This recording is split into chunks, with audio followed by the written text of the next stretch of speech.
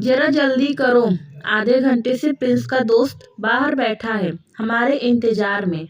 जब प्रिंस को पता चला कि आज हमारा ड्राइवर छुट्टी पर है तो उसने तुरंत भेज दिया अपने दोस्त को हमें लाने के लिए। राकेश जी ने पत्नी रमा से कहा, हाँ हमें बुलाना जरूरी था ना, अगर माँ बाप ही नहीं आएंगे तो समाज में क्या इज्जत रह जाएगी। उसकी माँ बाप की सेवा तो करनी नहीं है, बस समाज में दिखावा करना है कि हम साथ साथ हैं। अगर माँ बाप से जरा भी लगाव रहता तो वह हमें अकेला छोड़कर नहीं जाता। कल की आई लड़की के लिए माँ बाप को छोड़ दिया। मेरा तो जरा भी मन नहीं है वहाँ जाने का।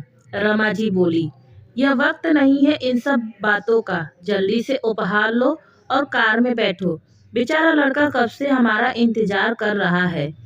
राकेश जी ने फिर से कहा। आज राकेश जी के बेटे प्रिंस के नए घर की गृह प्रवेश की पूजा थी, जिसमें शामिल होने के लिए उन्होंने बेटे के घर जाना था। आज से 5 साल पहले उनका बेटा बहू ने अपनी अलग गृहस्थी बसा ली थी। माता पिता ने कार में उपहार रखी और निकल गए बेटे के घर के लिए। घर के बाहर ही बेटा बहू उनकी प्रतीक्षा में खड़े थे। प्रिंस ने आधार के साथ माता पिता का घर के अंदर प्रवेश करवाया। पंडित जी अपनी तरफ से सारी तैयारी कर चुके थे। नजदीकी रिश्तेदार दोस्त सब वहां मौजूद थे। बहू मालिनी के मायके से भी उसके माता पिता भाई भाभी सब उपस्थित थे। घर छोटा था मगर बहुत ही खूबसूरत था। छोटी जगह का बहुत ही अच्छी तरह से उपयोग किया गया था। सामान कम था पर तरीके से व्यवस्थित था। सोफे की जगह नीचे गद्दे रखकर इंडियन सेटिंग का लुक दिया गया था। घर में एसी नहीं था मगर ताजी हवा व धूप खिड़की के रास्ते खूब आती थी। कई रिश्तेदार घर की तारीफ कर रहे थे। नहीं, कुछ रिश्तेदार रवि जुबान में प्रिंस और मालिनी को बुराई कर रही थे। भला माँ बाप से अलग रहने का क्या जरूरत है, इतना बड़ा बंगला था।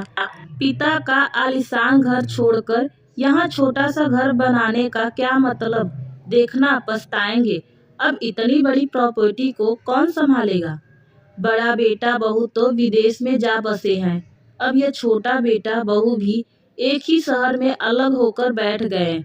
आजकल की पीढ़ी को बस आज़ादी प्यारी है। माँ बाप की सेवा करते वक्त उन्हें जोर आता है, कम से कम माँ बाप की उम्र का लिहाज तो करना चाहिए। रिश्तेदार बातें बनाने में लगे थे। बहू मालिनी ने आगे बढ़कर सास ससुर के पैर छुए तो ससुर ने बेईमान से खुश रहने का आशीर्वाद दिया। सास ने तो अपने पैर पीछे खींच ली, फिर बहू को नजरअंदाज करते हुए आगे बढ़ गई। मालिनी अपने गृह प्रवेश की पूजा में कोई तमाशा नहीं चाहती थी, इसीलिए उसने चुप रहना ही उचित समझा और वह अपने पति प्रिंस के साथ पूजा में बैठ गई। उसकी 3 साल की बेटी अपने नाना नानी के साथ बैठी थी। मालिनी ने उसे दादा दादी के पास जाकर नमस्ते करने के लिए कहा, पर बच्ची ना जाने किस डर से उनके पास नहीं जा रही थी। जितने मुंह उतनी बातें हो रही थी। तभी मालिनी के भाई के बेटे ने 3 साल का था, चॉकलेट खाते खाते चॉकलेट का रैपर जमीन पर फेंक दिया। मालिनी के साथ रमा जी जोर से बोल उठ बैठी, अरे बच्चे की माँ, कुछ सिखाया नहीं, कैसे इस तरह से घर में गंदगी फैला रहा है। आंटी जी माफ कीजिएगा, सिखा तो रही हूँ, इस सब पर छोटा है ना, कभी कभी बेपरवाह हो जाता है। बच्चा मालिनी की भाभी बोली। उसने रैपर उठाकर डस्टबिन में फेंक दिया। मालिनी और प्रिंस ने आंखों ही आंखों में एक दूसरे ओर देखा पर कुछ ना बोल सके। गृह प्रवेश की पूजा संपन्न हो गई। अब आप लोग अपने बड़ों का आशीर्वाद लीजिए, पंडित जी ने प्रिंस और मालिनी से कहा। पति पत्नी साथ में सबका आशीर्वाद लेने के लिए आगे बढ़े। सबसे पहले वह मालिनी के सास ससुर के पास गए। ससुर जी ने दोनों के सिर पर हाथ रखा और सास लाइफ से बाहर आ गई। मालिनी को दिए, लेकिन सासू जी ने मुंह बनाते हुए मालिनी से कहा, बहुत खुश होंगे ना तुम्हारे माँ बाप और तुम, अब अपने घर में अपनी मनमानी कर सकोगी। मेरे बेटे को हमसे दूर कर दिया, और तुम्हारे माँ बाप बेटी के घर अब जब जी चाहे आते रहेंगे। खुशी मिल गई तुझे माँ की इस बात का जवाब तो मैं आज आपको देकर ही रहूंगी, पर अभी मुझे ब्राह्म भोज और कन्या भोजन करना है। मालिनी बोली और वहां उपस्थित सभी बड़ों का आशीर्वाद लेकर किचन में चली गई। उसने अपने हाथों से पंडित जी को थाली लगाए, कन्या को भी प्रेम और आदर के साथ भोजन के लिए बैठाया, पर सास की बातों से उसकी आंखों में आंसू जरूर आ गए थे।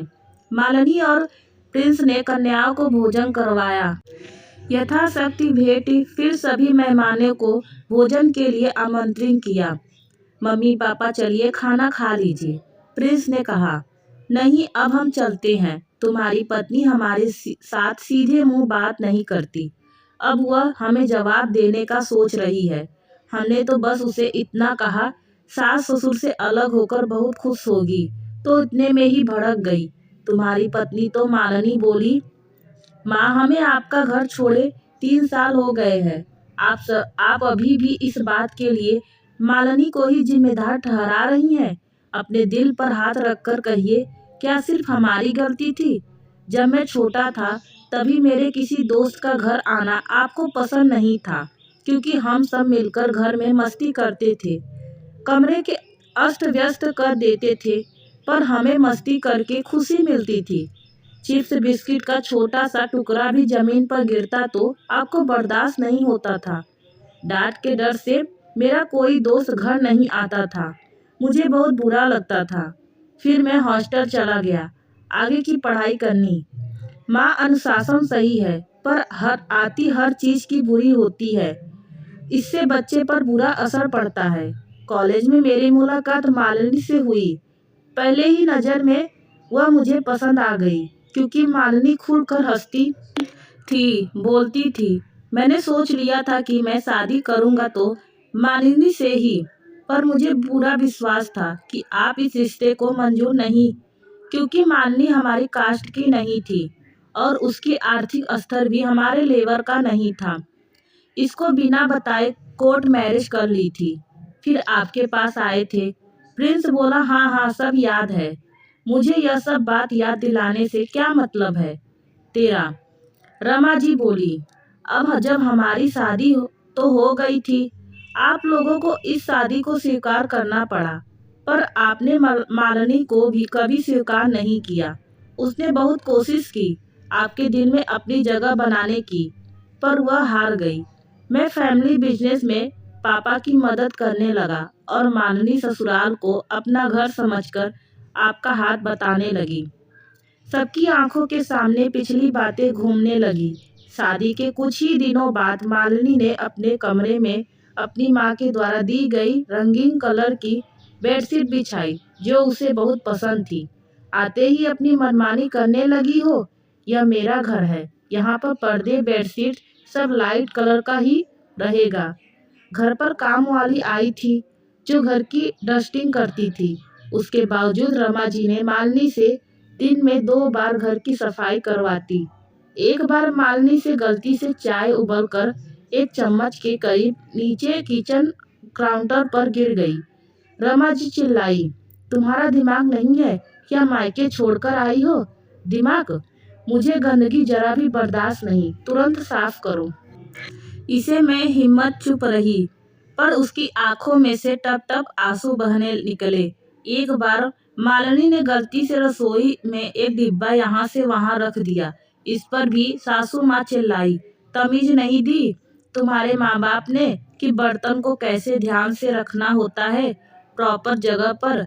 मम्मी जी, मैं धीरे धीरे यह सब सीख जाऊंगी, पर आप मेरे माँ बाप को ताने मत दिया कीजिए।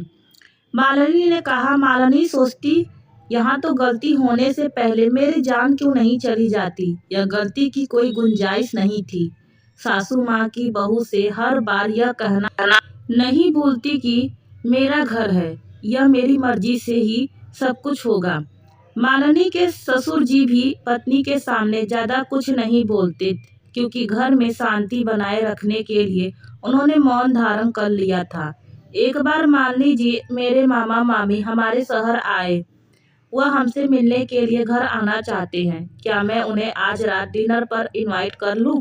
कोई ज़रूरत नहीं है उन्हें डिनर पर इनवाइट करने की। मुझे मेहमानों का आना जाना ज़्यादा पसंद नहीं, और फिर उनकी और हमारी आर्थिक स्थिति में काफ़ी अंतर है। खान पान, आमदनी, खर्चे के पैमाने में अंतर है। हाथ में तुम्हें वह देंगे कुछ नहीं, हमारा पैसा और वक्त दोनों बर्बाद हो जाएगा। कह देना उनसे कि हम 2 दिन के लिए शहर से बाहर जा रहे हैं। रमा जी बोली, बस कहने को घर अपना था, पर यहाँ अपनापन ना मात्र ही था। अब तक तो माननी अकेली थी, जैसे तैसे वह संभालने की कोशिश कर रही थी, लेकिन उसे बेटी होने के बाद और ज़्यादा समस्या हो गई। अब मालिनी को अपनी बच्ची को ज़्यादा समय देना होता, तो घर के काम पहले की तरह समय से नहीं हो पाए। इस बात पर भी रमा जी मालिनी को खूब सुनाती, पर उसका सहयोग वह जरा सा भी नहीं करती। जब बच्ची थोड़ा थोड़ा चलना सीख गई, तो वह कभी किसी कमरे का सामान भी खेल देती, तो कभी किसी कमरे का डांट पड़ती। मालिनी को मालिनी की अपनी बच्ची के साथ प्यार भरा समय नहीं बिता पाती। वह तो हर वक्त केवल घर समेटने में ही लगी रहती। इस तरह जोरदार थप्पड़ मारकर उसका हाथ खींचने क्या जरूरत था? बच्ची है, थोड़ी बहुत शरारत तो करेगी ही ना। आखिर उसे हर वक्त बांध कर तो रख नहीं सकते। इस बार मालिनी ने ही अपनी सास का विरोध किया। आखिर वह एक माँ जो थी। मालिनी का यूं बोलना रमा जी को अपना अपना अपमान लगा। देखो ऐसा है बहू, यह मेरा घर है, यहाँ रहना है तो तुम्हारी बच्ची को भी हमारे हिसाब से रहना होगा। अगर समझ नहीं है तो उसे समझाओ। अब बच्ची को गोद में लिए क्यों खड़ी हो? उसे नीचे उतारो और सोफे पर सही करो। आज पहली बार मालिनी ने अपने पति से सास ससुर से अलग होने रहने की बात कही। अब पोते की छोटी छोटी हरकतों पर भी रमा जी घर में कलह मचा देती। अपनी पोती से उन्हें जरा भी प्यार लगाव नहीं था। उन्हें बस ईंट पत्थरों से बने घर से ही लगाव था। अब तो मालिनी के पति प्रिंस ने भी ठान लिया था कि वह छोटा सा ही सही, पर अपना वह खुद का मकान जरूर बनाएगा, जहां उसकी पत्नी और बच्ची खुलकर जी सके।